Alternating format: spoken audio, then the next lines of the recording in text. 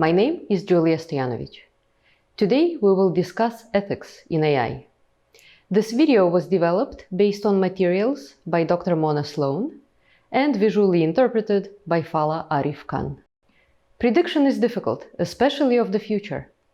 This trivial but nonetheless brilliant quote has been variably attributed to the physicist and Nobel Prize laureate Niels Bohr, the writer and humorist Mark Twain, and the baseball catcher Yogi Berra. Difficult as it is, because of the uncertainty and the complexity of the world, predicting the future is often the job of AI. And because this task is difficult, and at times even impossible, AI systems will make mistakes. For example, a smart light AI may incorrectly guess whether the light should be on or off. Turning on the light in the middle of the night will wake you up, and leaving it on systematically will leave you to foot a high energy bill. As another example, a customer service AI at your favorite shoe store may misunderstand your order, and the wrong pair of shoes will be shipped to you. Annoying as it may be, switching on the light at the wrong time or receiving the wrong pair of shoes are mistakes with low stakes. Consequences of such mistakes are not severe and they are reversible. However, there are cases where mistakes can lead to catastrophic, irreversible harms, even to the loss of human life. Consider an autonomous car, an AI that is about to cross an intersection and that does not recognize a person on a bicycle as one of the types of objects it would expect to see on the road. The car would then continue on its path, running the cyclist over. Another example is when the autonomous car does not detect the presence of a person in a wheelchair crossing the intersection. This could happen if, for example, the person were crossing the intersection going backwards, and the self-driving car's AI would miscalculate the pedestrian's trajectory. But human drivers also cause accidents. So why let the perfect be the enemy of the good? Shouldn't we be prepared to suffer a few mistakes made by autonomous cars in the name of increased overall safety of our transportation system and the convenience to the drivers? In fact, can't we encode our judgment about what mistakes are more important to avoid and let an AI sort out the trade-offs? Can't we equip an AI with our values? A famous example that makes us think about our values and trade-offs they introduce is the trolley problem. It is a thought experiment that raises an ethical dilemma. Should we sacrifice the life of one person to save the lives of a large group of people? Interestingly, experiments in ethics and psychology have shown that there is no clear-cut answer. What we decide depends on our values, on what we consider right or wrong, on the various elements of our identity, our cultural background, and also the specific setup of the problem, on the context in which the decision is being made.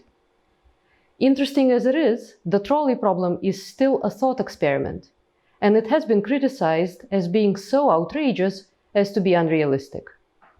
But self-driving cars are now presenting us with a real-world version of this dilemma. If we decide to broadly deploy self-driving cars, then how do we deal with the mistakes that are bound to happen, even if there are relatively few such mistakes? And what about an entire transportation system made up of autonomous cars, people, weather, and different road conditions?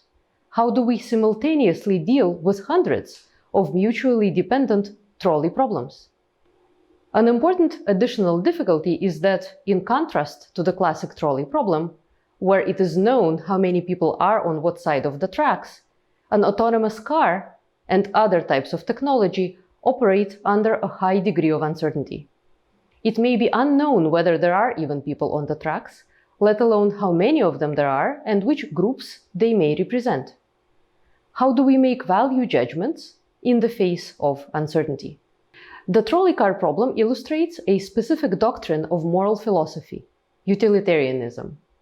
Perhaps this doctrine can offer us some guidance. Utilitarianism is a moral principle that holds that the right course of action in any situation is the one that produces the greatest balance of benefits over harms for everyone affected. Utilitarianism stems from the late 18th and 19th century English philosophers and economists Jeremy Bentham and John Stuart Mill. Bentham famously said, "It is the greatest happiness of the greatest number that is the measure of right and wrong." Sounds great indeed.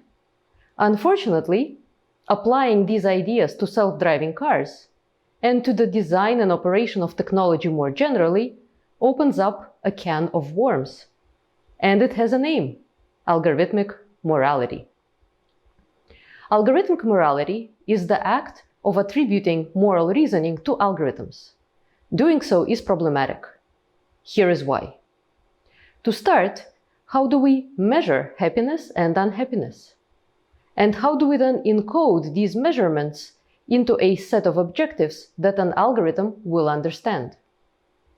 There rarely exists a mathematical formula or a logical statement that can capture the balance between the benefits and the harms.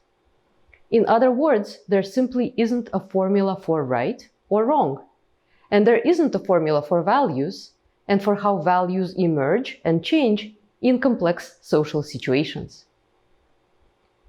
Another reason why algorithmic morality is problematic is that when a mistake in judgment about what is right or wrong is made, and as we already know, mistakes will be made because the world is complex, uncertain, and perhaps even unpredictable, algorithmic morality would require an algorithm to take responsibility for the mistake.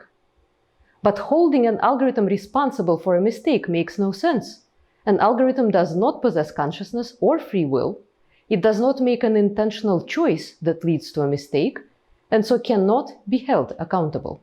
Where does this leave us?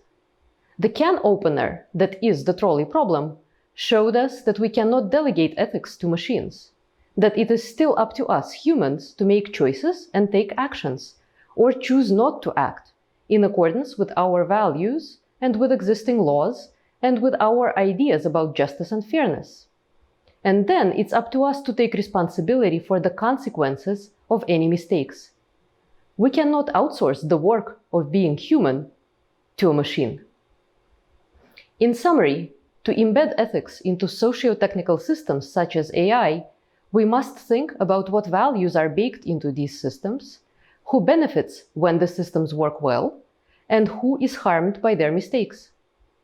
And we must collectively take responsibility for deciding on the balance between the benefits and the harms, so that the greatest happiness that Jeremy Bentham promises to the greatest number of people is also enjoyed by the greatest diversity of stakeholders. This work of collectively understanding and negotiating the trade-offs is what roots the design of technology in people. Thank you very much.